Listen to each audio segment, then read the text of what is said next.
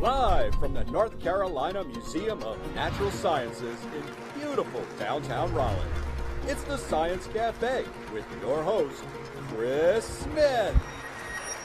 All right, everybody, good evening. Welcome to the Science Cafe. Thank you very much. Thanks for being here. Thanks for coming out to the museum this Thursday night. It's a great Thursday night to be here at the North Carolina Museum of Natural Sciences, here at the Daily Planet Cafe for the Science Cafe. Yeah, every Thursday night we gather right here in this space and we take some time to learn something new, ask questions, and just have a good time. At least I hope you enjoy the program. Every Thursday night we put on here at the museum.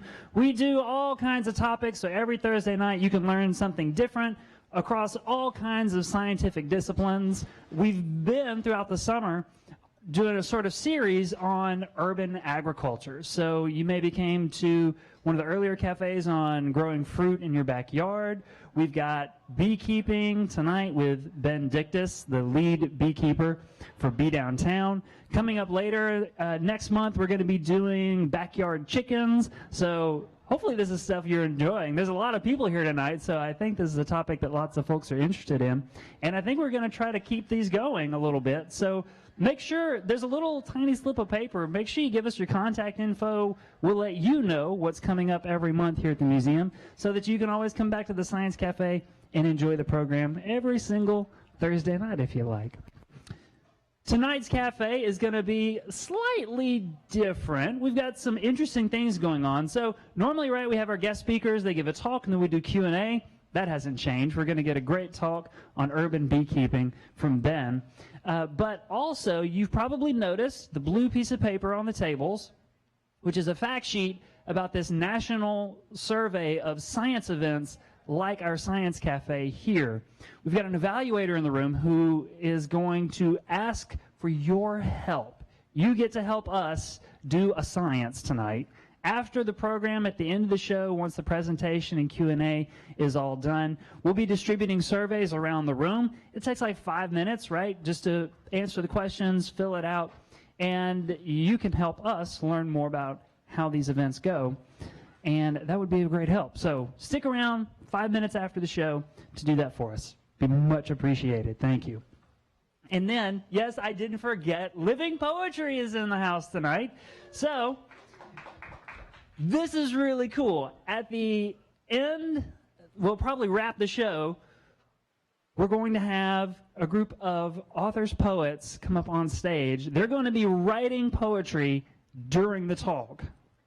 So they're going to be scribbling their thoughts, writing their thoughts, typing. No typewriters tonight. Okay. That was a joke. Nobody laughed. Okay, thank you. They'll be coming up to share their thoughts about the cafe as well. So we've got a really great blend, urban agriculture, art, and science all working together here at the cafe. What's not to love, right? Did I get everything? I got the thumbs up from the sidelines. So please welcome to the stage and get ready for tonight's Science Cafe on urban beekeeping with Ben Dictus, lead beekeeper for Bee Downtown. Put your hands together and welcome him to the stage.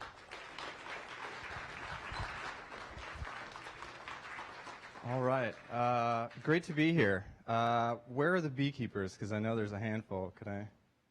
Cool. Couple, not as many as I thought. I actually gave a presentation this morning at SAS to a group of first grade teachers, second grade teachers, and started the presentation with a video of a little girl in Kansas. Closer, there we go. A video of a little girl in Kansas that started keeping bees. It's adorable. It's on WRAL's website. And she has a haiku in there, which I think I remember. Busy, busy bees, flying from flower to flower, then they return to the hive. It was very cute, little 5-year-old girl.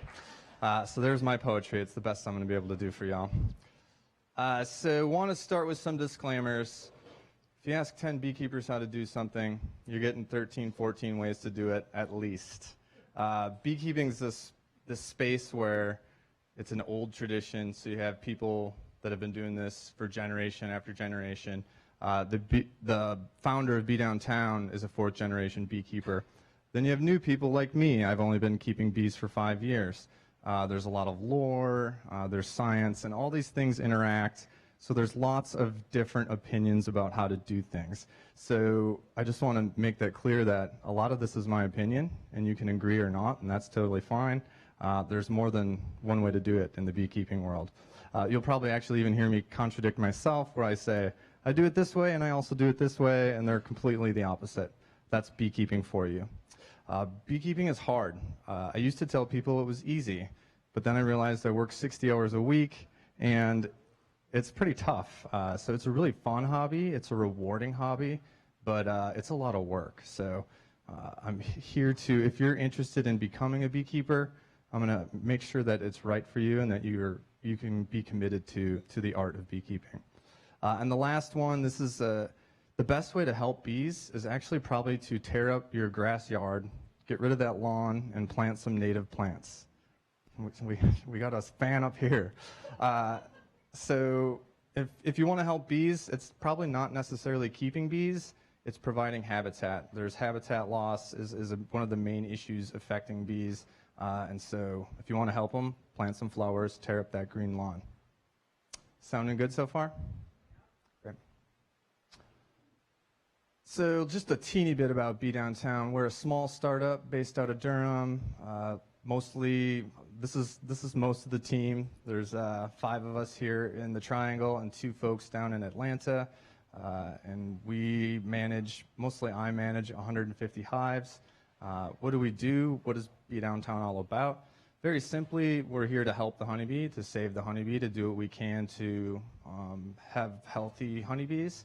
How do we do that? We partner with businesses that are interested in improving the environment, that have different sustainability goals, and we help them meet those goals and initiatives with the honeybee. So we engage their employees, raise awareness and educate their employees with honeybee by placing honeybees on their properties. So like I said, I was at SAS today. They have 4 hives. We're at about 30 different businesses throughout the Triangle. And that's Bee Downtown in a nutshell. So practically, what do you need to keep bees? The 3 things I have up there, but also, as you maybe can tell from the photo, you need to be a little weird, a little odd, to place a box of 30, 40, 50,000 stinging insects in your yard. So you got to be a little different, but practically, what do you need to keep bees? At its most simple, these 3 things. You got to have a place to put them. Maybe that's your backyard, maybe it's the community garden, maybe it's your friend's house, brothers, sisters. You need a place to put them that's safe and good for the bees. I would also argue you need a backup because weird things happen. Maybe you have to move the bees. Maybe you move and you're not going to be in a house or something in between. So where are those bees going to go? It's a really good idea to have the backup in place way ahead of time for when that weird situation arises, than scrambling and trying to figure out where you're going to put these bees, how you're going to move them. So a location and a backup, very important. And then being able to commit the time. Here again, I used to say, it doesn't take that much time. I haven't worked less than 60 hours a week since February. Most of April, and again, I keep 150 hives, but most of April, 100-hour weeks. So I love it, so it's okay. I'm very happy doing what I'm doing, but it takes a lot of time. Maybe not so much time actually with the bees, but you got to learn about the bees. You're just going to spend 10 times as much reading about bees, how to address issues that your bees are experiencing, how to do things so your bees can do their best work, enable the bees to be the best bees that they can be. So it's going to take a lot of time, and it's crunched seasonally. Spring is tough. It is just the toughest time of year for bees. A lot going on. Your bees are going to try to swarm. There's diseases to worry about, pests to worry about. And then in the winter, there's not so much to do with the bees, but that's probably when you're planning for the next year. So you're going to get 2 hives, and then, year 2, you're going to double it and get 4, and it's going to run away from you. So you need to be able to commit the time, and I'm not going to give you it's going to take 20 hours, 30 hours. I'm not going to say a time. It's just a lot of time. So if you got a location and you commit the time, you're good so far. Last one is cost. So I have numbers up there, and that's for 2 hives, to get started with 2 hives. Can you do it cheaper than that? Absolutely, yes, you can. Can you go more expensive than that? Yes, absolutely. Yes, you can. It depends how much time you want to invest. If you want to build all of your equipment, you can do it for pretty cheap, but then you have to have woodworking tools and the time to make the stuff. Can you get free bees? You can catch a swarm, but that's a roll of the dice. I caught 36 swarms this last year, but that's because I keep bees in very public spaces. People know who I am, and as soon as they swarm, people call me. So you can't really count on catching a swarm. And those numbers are for 2 hives. I highly recommend, if you're thinking about becoming a beekeeper, 2 hives. Why is that? You can use 1 hive to support the other hive. That's reason 1. The second part of it is you learn so much more by comparing and contrasting. So if you just have 1 hive, you are going to think it's the best hive in the world, whether it is or it is not. When you have 2, you're going to learn that one's doing a little bit better, this one's doing a little bit better. There's different behaviors that you'll notice. If your hive is building tons of propolis, you won't know any different unless you have a hive to compare it that doesn't make any propolis. So I really do recommend getting 2, which doubles the cost, but it'll ensure that you're more successful. So those are first-year costs. You sink that money in the first year, and if you're a good beekeeper, you shouldn't have to spend any money that next year. So a lot of money up front, and then if you can keep them alive, it's relatively cheap, but time consuming. And then I will also add, people are going to get into beekeeping and then make all this honey, sell the honey. It's going to be this side business. Good luck. My personal beekeeping, I have 5 hives. I have lost a lot of money on my personal bees. I made 5 gallons of honey last year. I give it out as gifts and sell a little. I made 6 gallons last year, 5 the year before. It's going to take a lot of years to get up to all the money I put into it. So if you're getting into it to make extra income, I'd think twice about that. It's doable, but probably unlikely. So what about the law? Can you legally keep bees in a city? North Carolina is the state.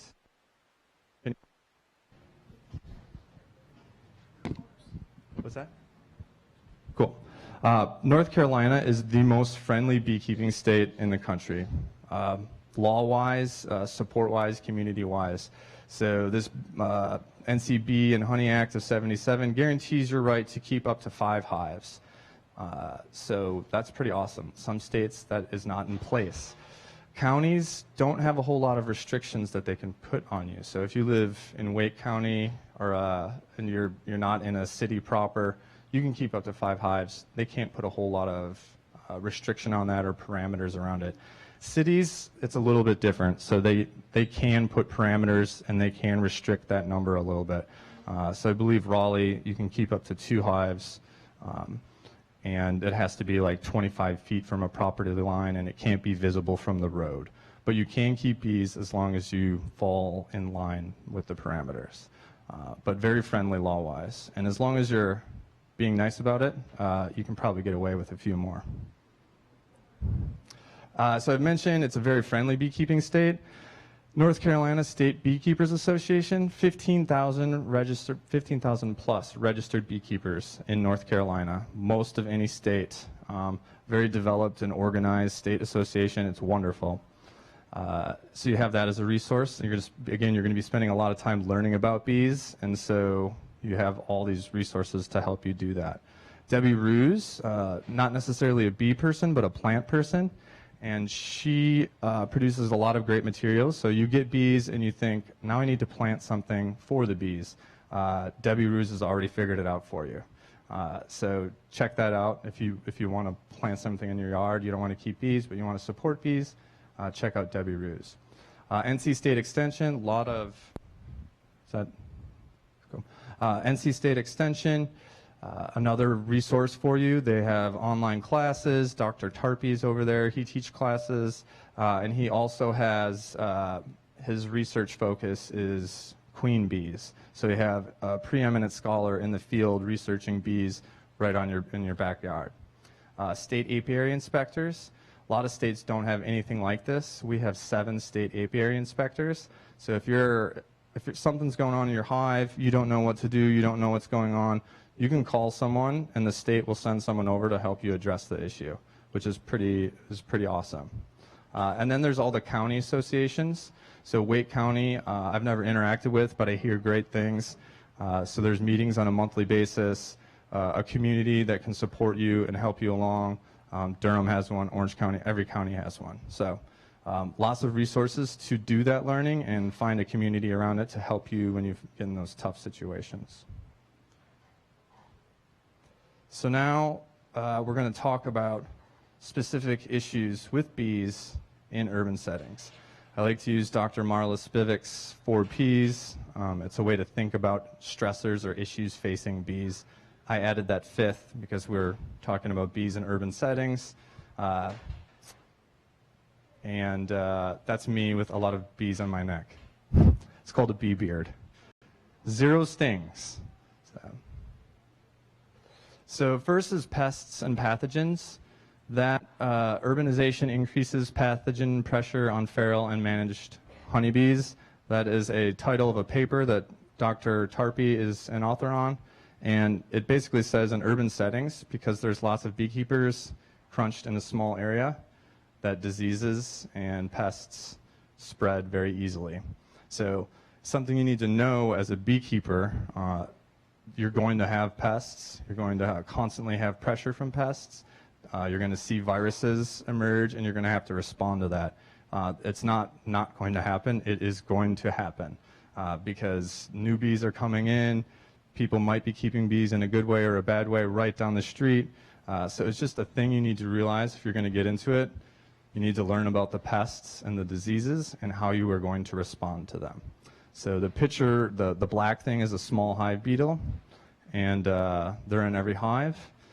They're nasty little critters, and those red dots you see on the bee's back, that is the #1 problem facing bees in the world. Even I would argue in front of pesticides, and that is the Varroa Mite. It is a little parasite that feeds on the fat body of the bees. If you scaled that up, so it was the same relative size to humans, it'd be about the size of a dinner plate. So a tick, that big. It's pretty gross if you think about it. Poor management. This is just a cool picture from our apiary at the Museum of Art. That is during the state fair. So that blue you see in there is probably cotton candy or maybe Mountain Dew. So your bees are going to find sugar somewhere if they're hungry. Something to think about when you live in the city. Other poor management things that you have to think about. So there's this idea called drift. So we do a lot of, the general idea behind poor management is when you're taking care of bees, you're going to do things that make life easy for you, but maybe not the bees. And you really need to challenge yourself to not do that. So drift is one where you see bees in a row. They look beautiful, 4 or 5 hives, just stacked nice, right next to each other. That's easy for you. It's aesthetically pleasing. The problem is the bees get confused and go into the wrong house. They're smart little critters, but they only have 900 neurons in their little brains, and a white box is a white box is a white box. So they drift into the wrong one. And this is a problem if the one on the end is sick, has disease, drifts into the others. I just read a paper, just came out, and they say high density apiaries, meaning putting lots of bees in a small space, doesn't spread disease. So there's one of those contradictions. Too much honey, classic beekeeper mistake, taking too much honey so they can't get through the winter. Honey cost, this is just kind of Ben on a soapbox. Pay what honey costs. A pound of honey is probably $15.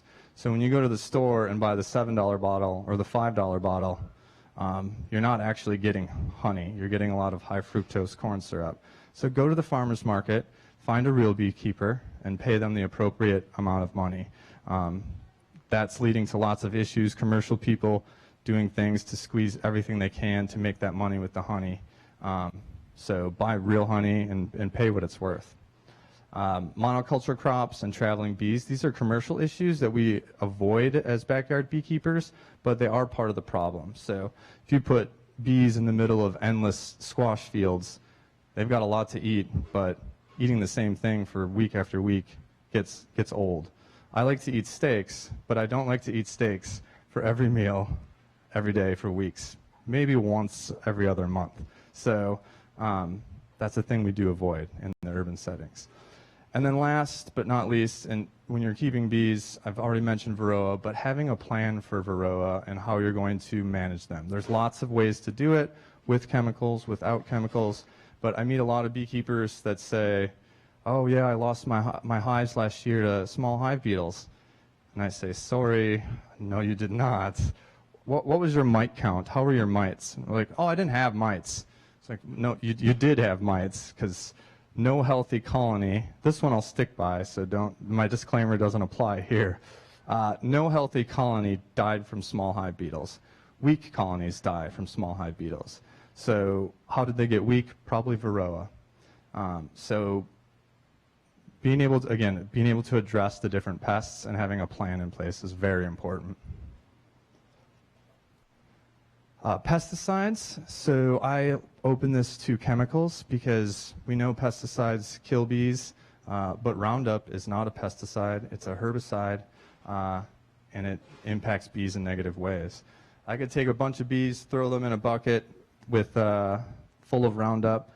None of the bees will die unless they drowned, but I don't want them taking those chemicals back in and getting in the honey. I'm sure no one else wants that either. And also, what are the sublethal effects? So how does it impact behavior? Or if they bring this chemical back into the hive, does it impact baby bee development? So these are things that you need to be thinking about. In particular, so I always compare the rural or the agricultural setting to the urban setting. So in the rural agricultural setting, bees are going to, when they experience a chemical, most likely get a large dose of it. So farmer has a field of strawberries, there's some pest on it, they spray a chemical, the bees get a lot of that chemical. We don't have that situation in urban settings. But what we do have, this neighbor down the street sprayed for mosquitoes, this neighbor has a rose garden, which roses take lots of chemicals to keep them healthy. This neighbor has a perfectly manicured lawn, and you see them every other week spraying Roundup. This neighbor has a garden, and you see them spraying different things. So you get lots of little doses and potentially a buildup of lots of these residues in your wax. So it's something you would need to think about. So for me, I try to switch the wax out every 3 to 4 years, because after that, in my mind, there's too much possibility of weird things going on. So just things you have to be thinking about if you're going to keep bees. Oh, and the picture here. And then the weird stuff that can happen with pesticides. So this is a picture of one of our partners. They have an observation hive on the inside of the building. They paid someone to clean the sides of the building, pressure wash it, and they walked up and saw this tube sticking out of the building and bees coming in and out. So they thought, oh, they've got something in their wall. They went to their truck, grabbed some wasp killer, and just sprayed it in the hole. They probably did it 99 times, and this was the 100th time that it was not the right place to do it. I'm sure those 99 other times, I found a wasp nest in the side of your building, killed it for you, we're good to go. Most people were probably very excited. These people were not, because they were their bees. So that's the sort of weird stuff that can happen, and you always have to be thinking about your bees and things that might happen to them. So I've been painting a relatively bleak picture. Urban beekeeping, oh, maybe I should never do this. Well, here's the category where it is a major plus. There's actually a company called Best Bees, and they're really digging into this question or this effect of urban settings, and that's the bees have a really diverse and rich food supply in a city. So I already talked about the yard with the rose garden. These people have a really well manicured lawn and have all this landscaping. These people have wonderful vegetable garden. These people grow blueberries in their backyard. You have a city park over here, arboretum right here. Bees fly 2-3 miles from the hive, so everything in that range is a possible food source. So they have a very diverse food source, and so the nutrition is good, and it helps them mitigate all those other issues. So bees do really well in urban settings because of the diverse and rich food supply. And then last but not least, if you're going to keep bees, you got to think about people.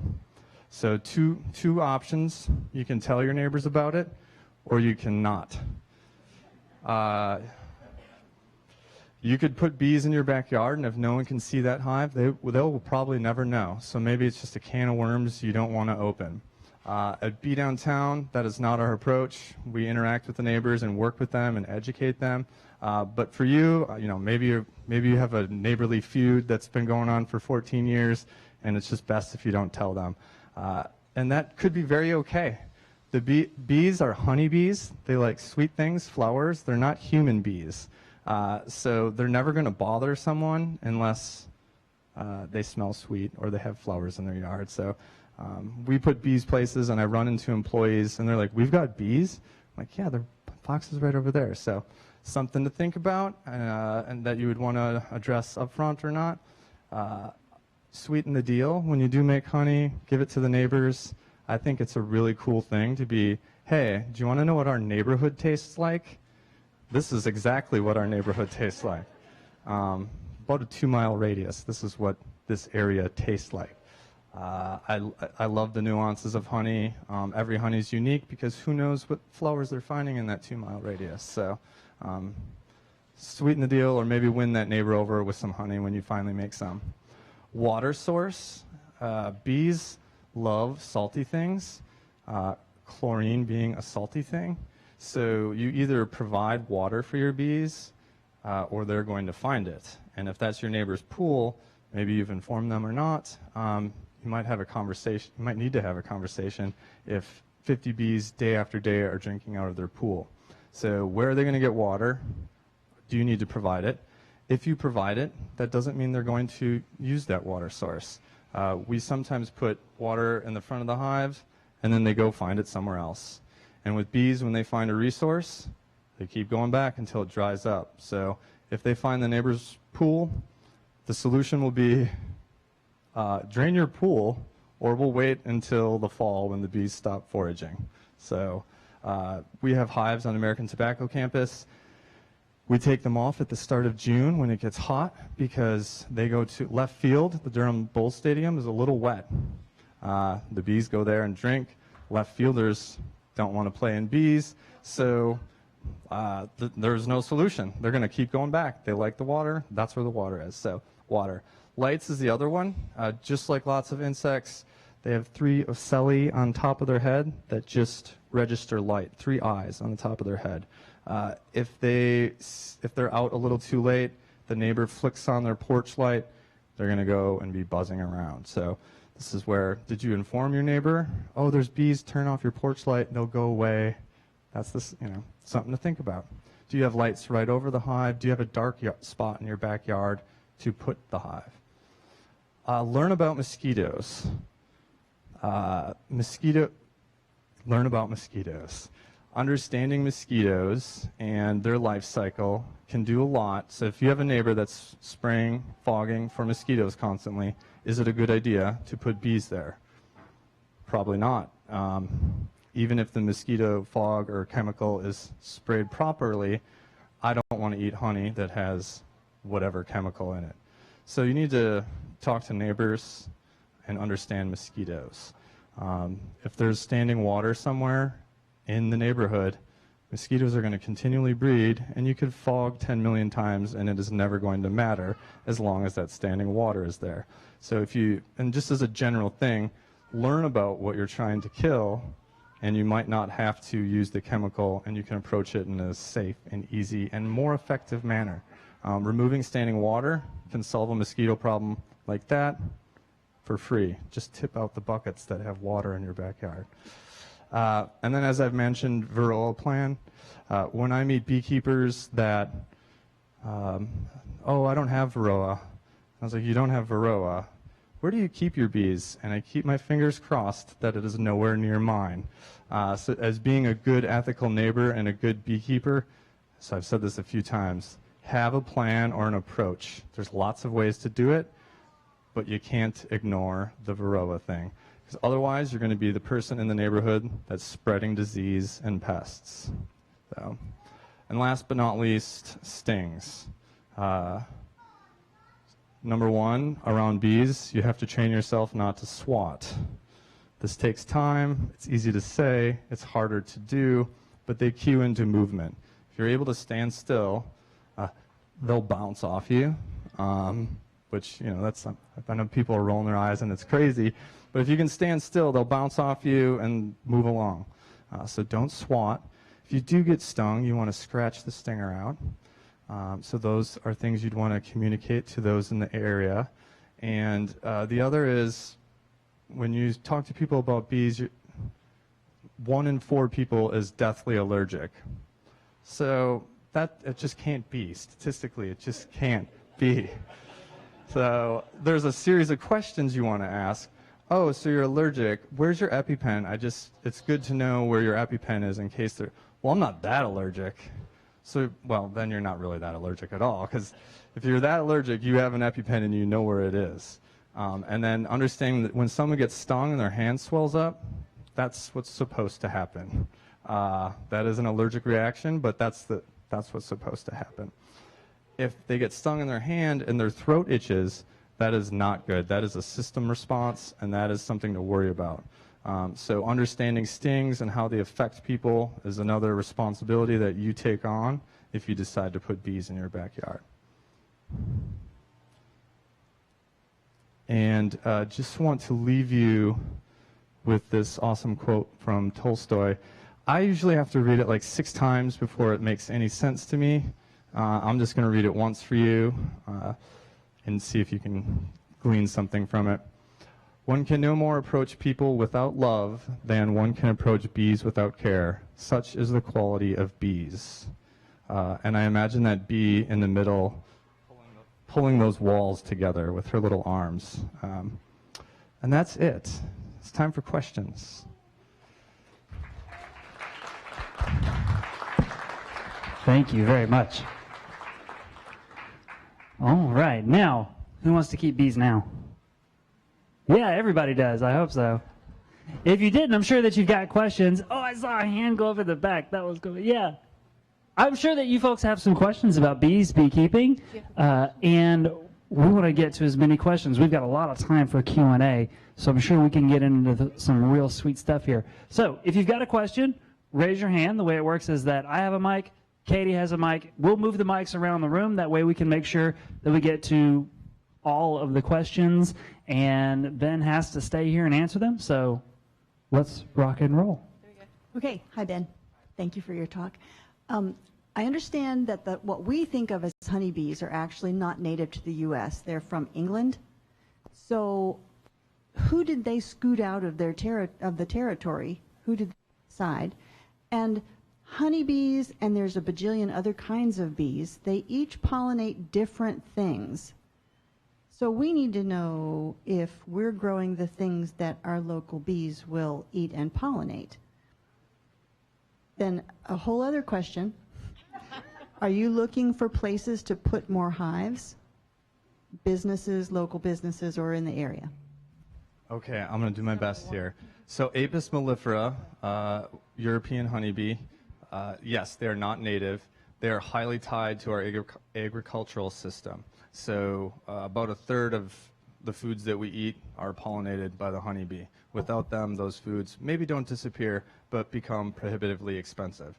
Almonds being the prime example, 100% pollinated by honeybees. The month of February, 95% of the bees in the country go to California, few hundred square miles of almonds, and pollinate all of the almonds.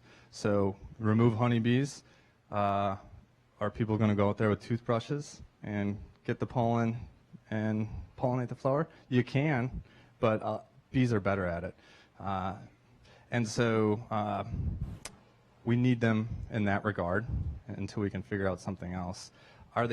Bees are generalists, so they have preferences, but they can pollinate a wide range of flowers. Are they pushing out others? Possibly, potentially.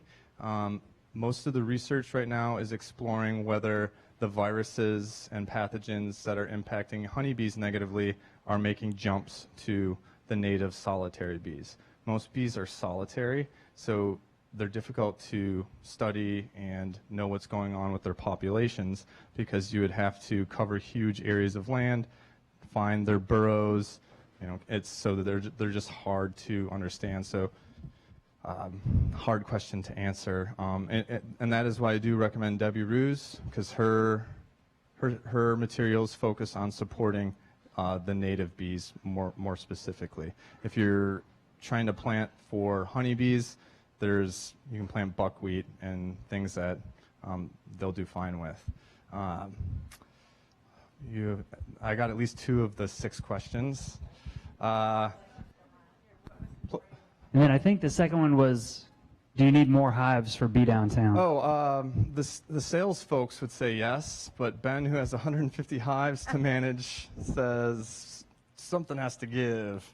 But yeah, we're always looking for new places to work with.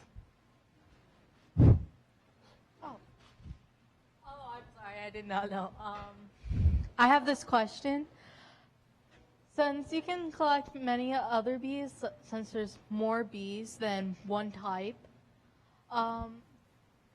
is it like the same cares of what you've been talking about, or does it depend on which bee?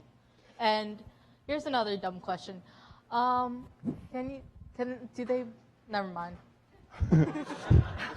So yeah, it's something like 300-400 solitary bees, including bumblebees in North Carolina. I actually don't know. You can get bumblebee colonies. They build up in the spring and die in the fall, so it's different. So you have to be committed to either purchasing new bumblebees every spring or somehow capturing a mated queen in the fall. And then with the solitary bees, again, it's just hard to take care of them and manage them because they're solitary. And so if you were lucky, you could maybe find one and take care of it. But then when it leaves, it leaves. That's the joy and wonder of honeybees, is they're easily managed from the human perspective. You're welcome. So do you have a couple of references, either texts or websites that are very practical for beginning beekeepers that you'd recommend? Practical. So I would say I approach beekeeping from more of the scientific angle than the art or wisdom angle. So I go to Randy Oliver's Scientific Beekeeping. It's relatively accessible. I don't know that it's the best beginner material. I would interact with whatever county you live in. All the counties have those associations. They meet once a month. Not only will they have probably a library, they're talking about the topics that are relevant at that time of year. A lot of them have mentorship programs.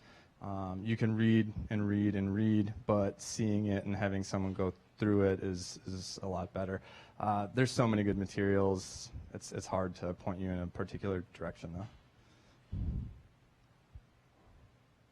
though. Ben, I'm curious about, well, to start off, I have a second story screened-in porch with a flat roof, and it seems like to me that would be a good place to put bees. Is it? And secondly, where should you not put bees on your property? You should not put, well, first of all, yes, that sounds ideal. One thing to think about when putting bees on roofs is it accessible? So we have 5 hives on Murphy's at the loading dock.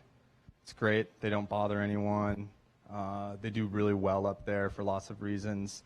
But to get up there, I have to climb up a 2-story vertical steel ladder. And then to get any equipment on or off the building, I shuffle it down with a rope.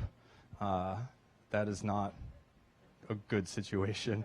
So if you putting it on top of that, the flat part, great. But if you have to use a rope to get things up and down, not ideal. And what was the second part of the question? Where should I not put them? Where should you not put them? Probably anywhere they're going to impede your activities. If you have a dog that's going to be too curious, if it's on the roof, that's a perfect spot. Are they going to impact neighbors is really the only thing. So bees, people don't think about this, but bees take off and go up. And especially if there's lots of trees, they go up and above. They don't weave through the buildings and weave through the trees. They go up and then they drop in like a plane. So one strategy is to put that hive in front of a fence and force them up, and then they're above people's heads and just you don't have to worry about it. But really I would think about neighbors and people as far as a place not to put it. I know there were more questions, so wave at us. Here we go.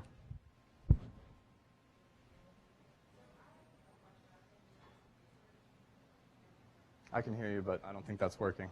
Yeah, here, use this one. So I've been doing research. There is a company called Hive out of Australia. I don't know if you're familiar, but it's the, honey on tap. So it seems super easy, but I'm wondering, do you have experience with this? Is this legit? Could it really be that easy? Because I don't want to have to necessarily disrupt the bees all the time. Yeah, so the founder is actually, I think he's still over in Boone, but he's going to be in Durham tomorrow, and I'm meeting him for lunch potentially. Huh. So I'm very excited about that. Bee Downtown has 2 or 3 flow hives. I don't recommend them to beginners because people see them, read about it, and it makes beekeeping seem easy. But the thing is, you still have to keep bees in the flow hive. And they're Australian. Australia is the only place in the world that doesn't have, any guesses? The Varroa mites. So they can open their hives less and don't have to monitor Varroa. And when you don't have to monitor Varroa, you don't have to monitor the 27 accompanying viruses that get passed around by the Varroa. And so their situation's a little bit different. The flow hive makes honey harvesting maybe a little bit easier, but I don't think it's a good starting place, personally. They're fun, they're novel. Langstrauf hive, which 98% of people use a Langstrauf. And is there a good time of year to start? I mean, would it be the spring? Mm-hmm. Yeah, there is a good, so if you're thinking about bees, you're like, I'm doing bees. You learn for the next 6-7 months. You order them from somewhere in November, December. Bailey's Bees in Hillsborough is who I work with, but there's other options. Then you take a class with the county, whatever county you're in, January, February. You'll get your bees in March or April. And that is a great way to do it. Those classes teach you all the basics, and again, you have a community of people to help you, which cannot be understated. So I'm curious, and okay, I see some hands going up, but I'm thinking, you mentioned a lot about Varroa mites and having a plan ready, but what are some of the really tried and tested ways to deal with a problem that a beekeeper is absolutely going to have to deal with? Yeah, so it's a hot button issue. There's the natural beekeepers and then people that use chemicals to deal with the mites. Both can be effective. I choose to use chemicals to deal with them. The natural way can be effective, but I think it takes a level of commitment and knowledge that not a lot of people are able to achieve. And then what is effective? That's the problem. There's not anything that's particularly effective. The mites developed resistances to these chemicals very quickly. So when they hit the scene in the 80s, and we managed to keep them out for about 60 years, we learned about them in the 20s and 30s. There were way different chemicals were being used that now don't work. The current one that seems to be on the out is called Apivar. It's just not effective. So it's really tough. You have to use lots of different things and approach it in lots of different ways. I could get into it and get technical, but I don't think this is the time or place. But that's why I leave it pretty broad. It's just a tough thing, rotating toolbox that sometimes the tools don't work. Thanks. Hi. I was wondering, so with your personal hives, and especially if you have the hives like on a roof or something, what do you do in the case of like inclement weather, like tornadoes, hail, hurricane? Yeah, so they are squat boxes, pretty low to the ground. We strap them so if they fall over, nothing bad happens. And they can get up to 200, 300, 400 pounds. That being said, the companies we work with, they come to love their bees. So especially on rooftops, we either take them off or move them up against something and strap them to a secure object. But the reality is, if a tornado comes through and wants to throw the 5 hives off the top of Murphy's, it's probably going to do that whether we strap them down or not. But we strap them down and make any effort we can to protect them. Haven't had any weather-related negative incidents so far. In terms of bee feeding, they live on honey, which is sugar, but there must also be some micronutrients that's in that. If you have to supplement your bee because it's not been a good year for blooms, there was a late frost or something like that, what do you do in addition to just a solution of table sugar? Yeah, great question. That there's not a lot of science. No one's really figured that stuff out yet. So again, Best Bees is exploring that. It's a Boston-based company that is trying to figure out, so bees do better or do well in urban settings, and the theory and thinking is it's this diverse, the nutrients available, but what nutrients? Maybe the bees know that we need this nutrient, so we need to go to this flower. We don't know. There's products on the market. Honeybee Healthy is one. I think my guess is that someone's like, bees probably need this, and they throw a bunch of stuff in, and you can supplement your feed with that. And this goes back to not taking too much honey. Because you take too much honey, now you have to seriously supplement with sugar water, and you're losing out on potential very important nutrients. So yeah, great question. Do the research and let me know how it goes. So I have a question. The companies that you have the hives on their, the company buildings, do they use the honey? So you give the honey to the employees? Yep, that's definitely part of the deal. They get all the honey. So SAS gets all the SAS honey. RTI gets all the RTI honey. So people often ask, like, I'd love to buy some Bee Downtown honey. I'm like, there isn't any. It all goes to people. And they do very interesting things. RTP Frontier always makes a beer or a mead or some sort of interesting alcoholic beverage. Other people, Bandwidth, they have kind of like this cute little tea culture, and they drink their tea and use their honey. So it varies. You should compare company honeys. You should have a contest. That's a can of worms, I think.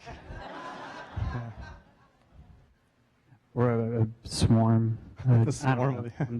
I'm reaching for puns. I liked it. So we actually have a question from online. Are bee hotels good for solitary bees in North Carolina?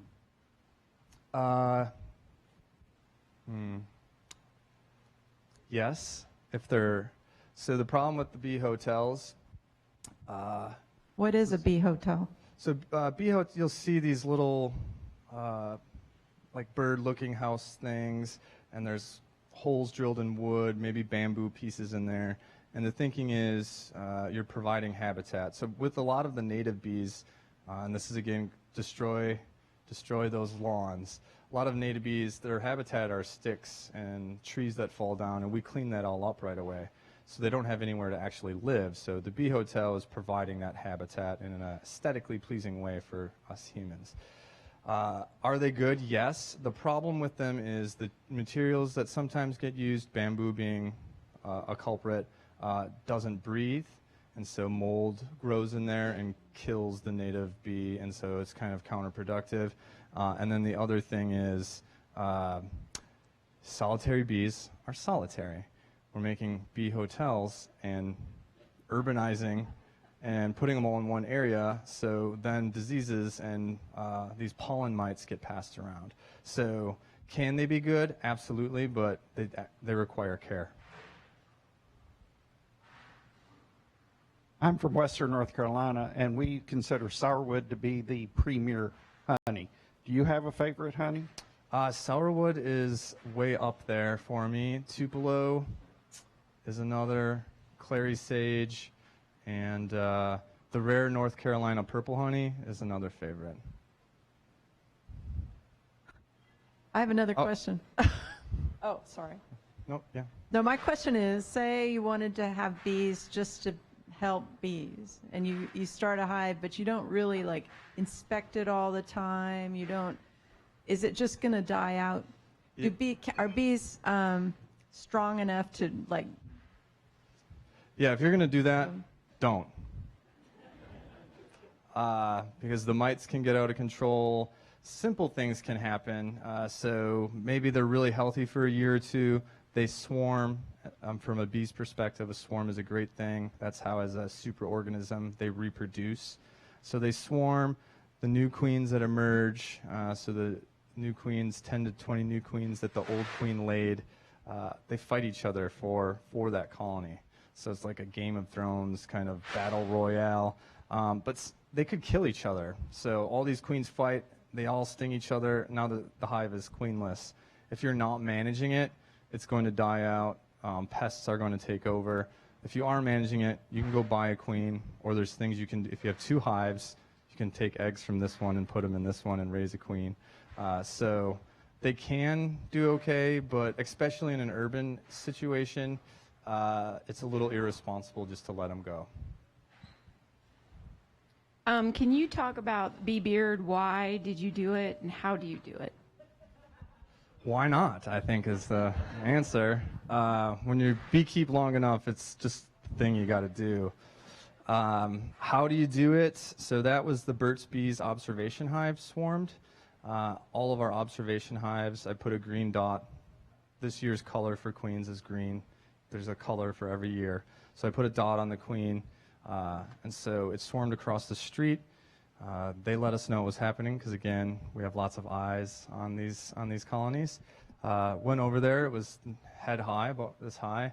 And I walked up, and I was like, oh, there's the queen. I can tell because she has a green dot walking on the top. So I grabbed her by the wings, put her in a little cage, tied the cage to my neck, and then stood next to the ball of bees. And they want to be by their queen. So 2 hours later, they'd crawled over, and they were hanging on my neck. So there's some safety precautions that you should take. This includes putting Vaseline around your nose and eyes. I didn't, and it would have been wise. I didn't get stung, but when they try to crawl up there, it can be nerve-wracking. Yeah, zero stings. They're very docile in that swarming. When they're swarming, they have nothing to defend. Right before they left, they filled their bellies. So their abdomens are so full, it's actually, they can't bend their abdomen to sting. They can if they really want, but it's, like turkey dinner, and it's a little tired. It's kind of, so no stings. I was very gentle. But the thing that I didn't realize or didn't think about was, got it on, took all the pictures, 2.5 hours later. All right, we're done. I'm like, how do I get them off? Well, you take the queen off, but do I want to wait another 2 hours for them to crawl off? So I just shook really hard, and they fell off, and it was okay. Let's give Ben one more round of applause. Thank you very much.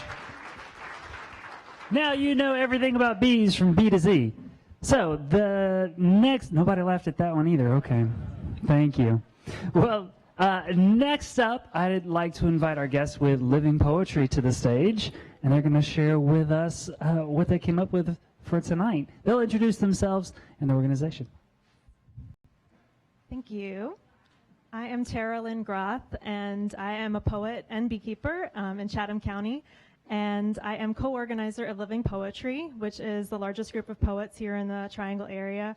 As Ben shared, there are more beekeepers in North Carolina than any other state, and allegedly more writers than any other state, too. So we're representing both of those tonight. I also want to let you know that the August 8th, the Backyard Chickens Night, will also be back here. I also have backyard chickens, too. So representing on that side as well. And our group has, we have Anna Weaver and Dan Bull here. And Anna actually hosts an open mic on the second Sunday of every month here in downtown Raleigh. And Dan is the inventor of a poetry arcade machine, which is pretty awesome. And he helps organize the Lit Spark component of SparkCon. So he is looking for volunteers if you are interested. That's the creative festival that's in September here in downtown Raleigh. My poem is called City of Bees. Moving a hive is not moving a home. It's lifting a city whose tall chapels are stained glass comb, worshipped by bees with pollen on their knees. They genuflect at each comb pew, praying for fields to forage.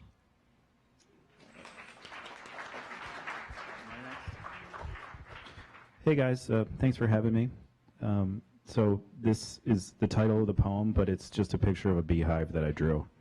It's not very intricate. Every honey's unique, every bee. Here's some lore. My dad said the Amish men stung their hands to cure the rheumatiz. Plant some flowers, cherry blossom, hydrangea. Don't you want to kiss the lily? If you move, where are the bees gonna go? Swarm, disease, pests, winters are cold. It runs away from us. You can't count on catching a swarm. If you've got 2 hives, you've got spare parts. Propolis is a crazy word. There's more where that came from. Pathogens, monoculture, gut microbiome, synergistic interactions, bee neck. 5 gallons of honey. Don't quit your day job. Bees. Yeah, they sting. Love stings. If you go out early before the grass thinks to dry, rest your palm against the hive.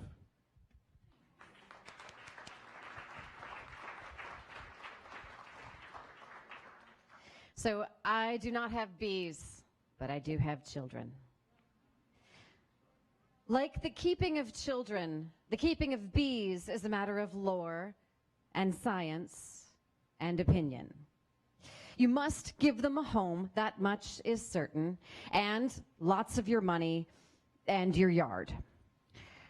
Like children, they swarm. Train yourself not to swat, just let them bounce off you. If you get overwhelmed, call the county. Like children, bees will force you to think ahead. Who will keep them when you're gone? Like children, bees get tired of squash and eat too much cotton candy at the state fair. They can turn feral and bring back viruses from the neighbors. They're drawn to the attractive nuisance of the community pool. Like children, bees can tell you what your neighborhood tastes like. Unlike children, you can wear bees as a beard.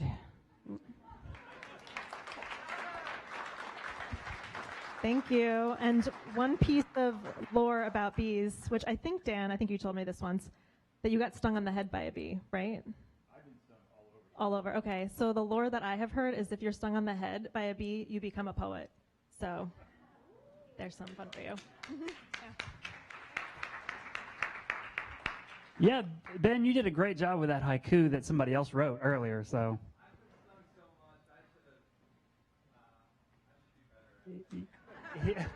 He says he should be better at it. He's been stung so many times. Well, Ben, thank you for being here tonight. Thanks to Living Poetry. That was fabulous. Great stuff. And yeah, go for it. That was wonderful. And hey, thanks to all of you for coming out to our Urban Ag series here at the Science Cafe, at the Daily Planet Cafe, at the North Carolina Museum of Natural Sciences. I hope you learned something new, interesting, have something to think about on the way home and talk about.